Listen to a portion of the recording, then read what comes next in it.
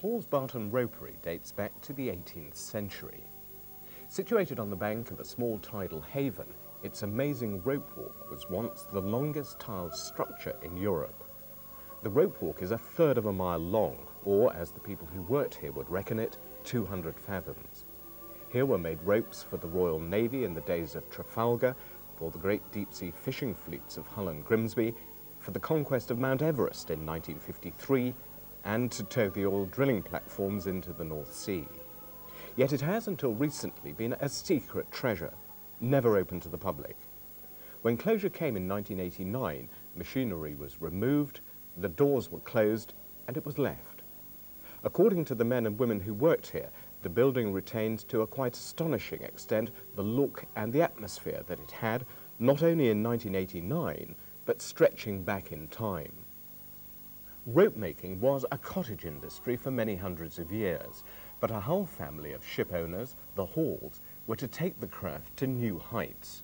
They opened their ropery on the south bank of the River Humber in around 1767. A major figure in the development of the works was John Hall, master mariner, merchant shipowner, not to mention adventurer, privateer, and even gunrunner. In a building packed with combustible materials, the danger of fire was never far away, and there were major blazes in 1806 and 1813. Nevertheless, the business survived, developed new techniques of rope making, and as the century wore on and the Humber fishing fleet developed, became increasingly prosperous. The ropery finally passed out of family control in 1890. 2/3 of the £15,000 capital in the Hall's Barton Ropery Company Limited now came from trawler owners, bankers and others. The materials for rope making, hemp, manila, sisal, were brought into the haven by barge and manually hoisted off by the crane which still stands on the quay. The bales were unpacked by some of the ropery's large workforce of women who operated in all departments with the exception of the actual rope walks. No woman worked on the walks at all. It was classed too hard like, because some of the spools was at high. I mean, some of the women aren't very tall, so it's just for the men that. In fact, even unpacking was a hard, dirty job. We'd split them up because there was, when they split the bales open, there was like hardboard, really hard, so they had to really bang them. The women who was on it, we had to bang them to get them open. Materials had to be processed through a series of machines which combed the fibres out before they were ready for spinning. The prepared materials were then sent on to the mill where machines known as gill spinners produced the thread from which ropes were made. The spinning mill was a noisy place which created hearing problems and a surprising solution. Oh, you had to shout, yeah. And we got into lip reading. A lot of us could lip read, you know, well, you had to do, otherwise you didn't know what people were saying. The loaded bobbins of thread were transferred on barrows to either the rope mill, which made smaller ropes, or the rope walk, where the masterpieces of the rope maker's art were created. As the machine travelled down pulling the strands, which would be 6 at a time, that would make 2 ropes. The chap on the machine would let the machine go past. After a while you'd get this, put it in to the post there, then separate the strands so that they didn't all twist together in transit going down. As he went down, the machine boy ensured the strands were kept apart. The link between the top end of the walk and the bottom was effective, albeit rather primitive. At the top end, the strands were cut and attached to hooks. The rope maker then went down the walk to set up the machine down there and to make various adjustments, such as tensioning the strands, before the making of the rope began. As the hooks in the top and bottom end machines turned in opposite directions, forming the rope, a small cart, known as the coach or traveller, was propelled up to the top end. This is 250 fathom, this is the end of the line, this is as far as that we could draw any strand to make a 200 fathom rope. Not very often that we did come out here, but apart from an American order that we had. But this was, they required 200 fathom coils, finished coils, so this was as far as we could draw. That's the terminology of the strand being drawn out.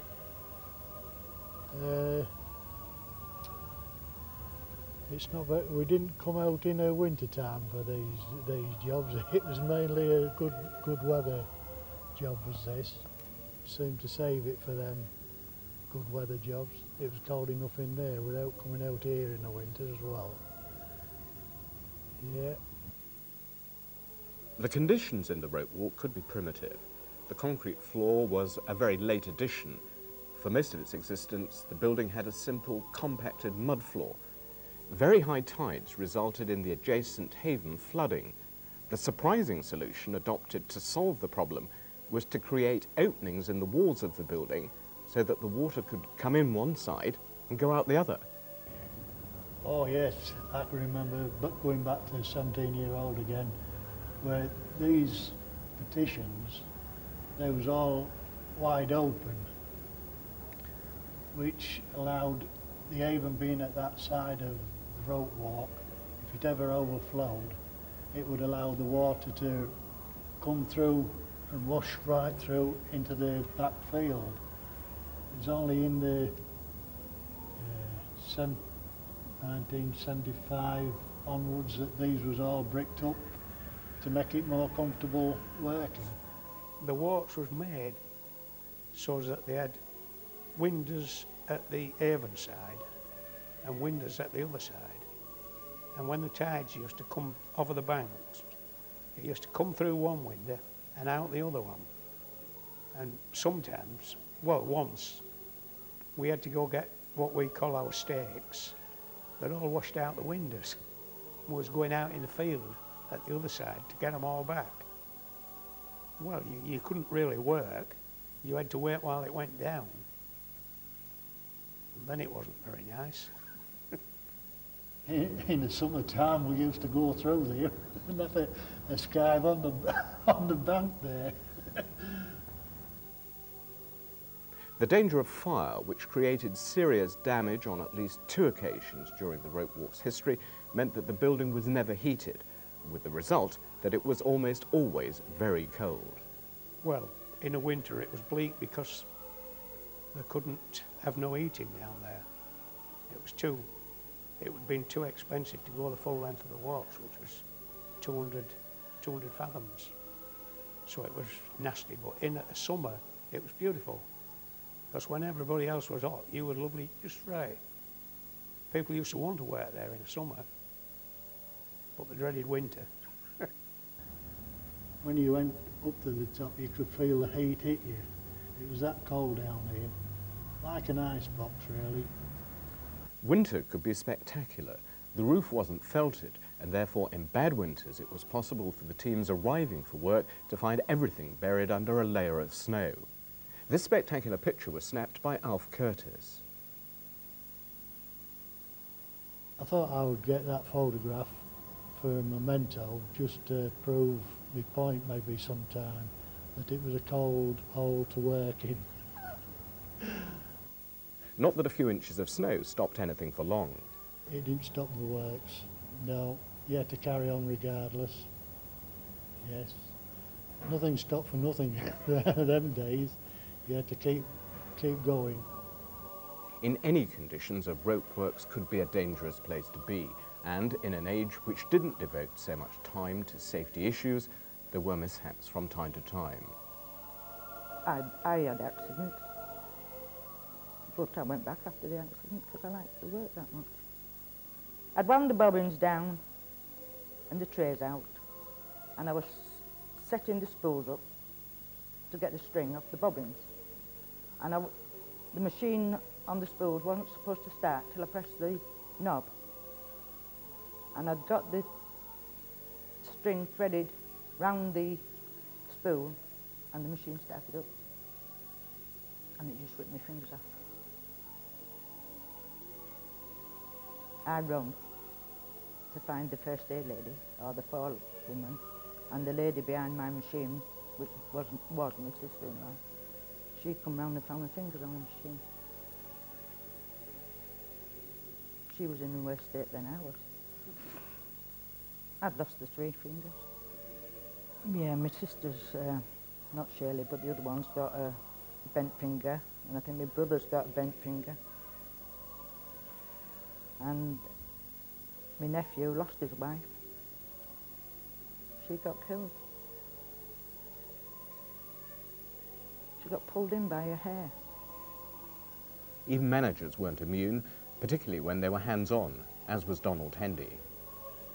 I mean, once down the walks, he was working on a big rope, and a bar what they put through a top spun round and hit him in the face, and broke his glasses and that. But it didn't stop him coming and helping you. Not many managers would do that. Throughout its 200-year history, the ropery was one of the major local employers, providing jobs for countless thousands of men and women. There were many memorable characters who worked here, and one of the most important was Donald Hendy, works manager and director, the man in day-to-day charge for almost half a century before his death in 1973. Considering he was the manager, he was very frugal. He wouldn't spend a lot of money where he thought it didn't need money. And he had a car that would have been a vintage car. It was one of the big square type. And he used to drive round Barton in it. Yeah.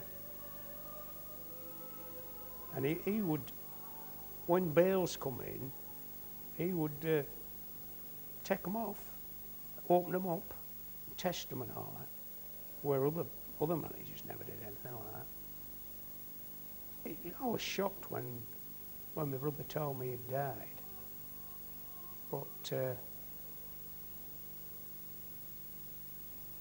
as I say, most of the top people was invited to take something from his house to remember him by.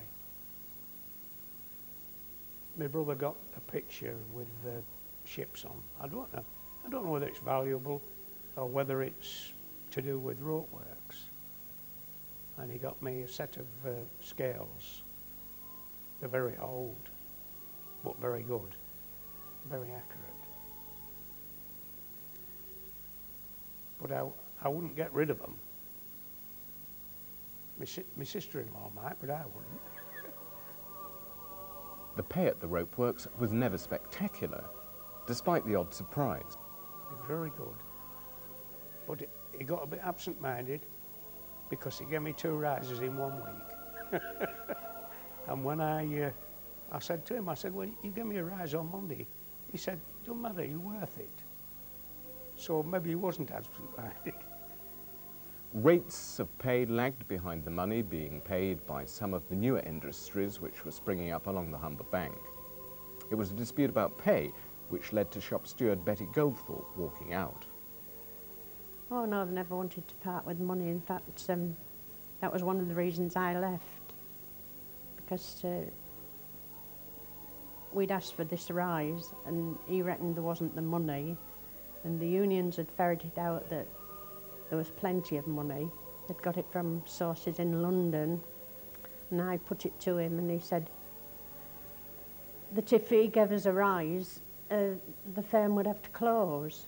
So I said, well, if we didn't get, I knew there was the money there from other sources, and if I gave him an ultimatum, actually it was stupid, I know, but I thought it would work, and I gave a month's notice for him to put this rise forward, and he didn't think I would leave, and I left and they got the rise the next week. But having said that, about a year after, they did close. So I don't know who to believe, really. But they got the rise. They got £10 a week rise. I cut my nose off to spite my face, actually, but I thought, you know, I thought I was doing the right thing. Nevertheless, the ropery had represented security, and there was real shock when, after takeover in the 1980s, the works finally closed just before Christmas in 1989. we gathered in the mill, and well, we was told to gather in the mill, and they said that it was going to close within a matter of 8 weeks, and they would try and help us get other jobs, and if we could get other jobs before it closed, all well and good. And they was going to move anybody that wanted to go down to, I believe it was Gateshead, could get a job down there. But it would mean, you know, more or less selling your house and uprooting you completely. And there weren't many went for that. But one firm that did come in, M&M Mouldings, there's quite a few of ex-Ropemaking people work there now. In fact, my son does, and my daughter did. They took quite a few on. Well, there was some radio people come round, and they said, with me being one of the longest serving, would I like to go on the radio? And I said, no, because you'll be blinking me out too many times. Because that's how I felt. I was disgusted. The last day, well, I remember looking at the clock as the time came near, and then I looked back again and it had gone. Somebody took it as a souvenir. I mean, all those years, I've been at 40 years, I was thinking about what I was going to say when I retired, and it never got that far. I mean, at one time you thought of ropery as a job for life, and I'd seen so many people spend all the time there and retire, and I never got the chance. Following the closure, scrap metal merchants removed machinery and other reusable materials from the works, and the gates were locked. The site was eventually acquired by the Proudfoot Supermarket Group for the present superstore. Derelict mills and buildings were demolished, but the star attraction, the historic rope walk, has been preserved. The first phase of the redevelopment, a magnificent art centre run by the Waterside Artists Cooperative, was opened by MP Shona McIsaac on April the 14th, 2000. Elsewhere, the rope walk remains just as it ever was. Yeah, it was a really good atmosphere. And once you got in, say, the rope mill, you was in there all the time. Not very often they moved you. Only when they got slack, then you used to have to maybe go in the other mills. But yeah, I would go back now. I only did work there actually, and there was 2 or 3 places where you could have gone. There was cycle works at the time. I mean, you could leave one job in them days and go to another, but you had no compunction to go work anywhere else. You know, I just loved it. It does, it gives me the feel of rope walks. Yeah, you'll never take it away. So long as this is alive, rope is still here. You've got your fathoms on the wall. Oh, it brings a lot of memories back. Yeah.